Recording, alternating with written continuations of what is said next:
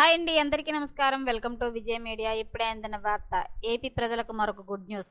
August 7వ తారీఖు నుంచి ఈ పథకం ప్రారంభం. కూటమి ప్రభుత్వం అయితే కనుక ఏపీ ప్రజలకు మరొక గుడ్ న్యూస్ అయితే చెప్తుంది. ఆగస్టు 7వ తారీఖున అయితే కనుక ఈ పథకానికి శ్రీకారం చుట్టనుంది.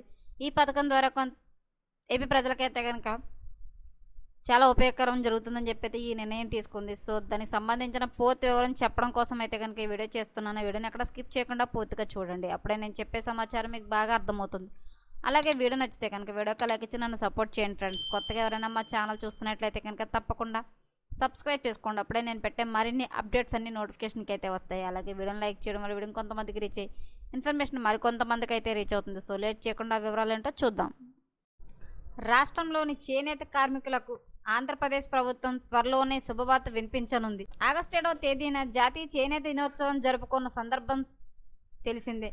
ఈ క్రమంలోనే జాతీయ చేనేత దినోత్సవం నాడు రాష్ట్రంలోని చేనేత కార్మికులకు లబ్ధి చేకూరేలా కీలక నిర్ణయం తీసుకున్నట్లు తెలుస్తోంది. ఆధునిక సాంకేతిక మరింత అభివృద్ధి చెందుతున్న కొద్దీ సాంప్రదాయ వృత్తులు, చేతి వృత్తులు వారికి ఇబ్బందులు తలెత్తుతున్నాయి.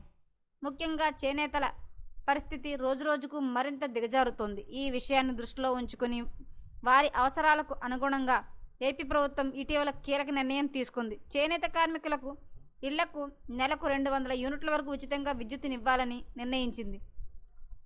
అలాగే పవర్ లూమ్స్లకు కూడా నెలకు 500 యూనిట్ల వరకు ఉచిత విద్యుత్ ఇవ్వాలని నిర్ణయించింది.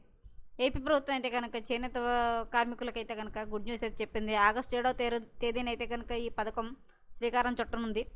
అలాగే దీని ద్వారా వాళ్ళకి 200 యూనిట్ల వరకు ఉచితంగా పవర్ ఇవ్వాలని, అలాగే 500 యూనిట్ల వరకు పవర్ లూమ్స్ కూడా ఉచితంగా ఇవ్వాలని కీలక నిర్ణయం అయితే తీసుకుంది. సో ఎప్పటికప్పుడు మరిన్ని అప్డేట్స్ కోసం మా ఛానల్ తప్పకుండా సబ్స్క్రైబ్ చేసుకోండి. Thanks for watching.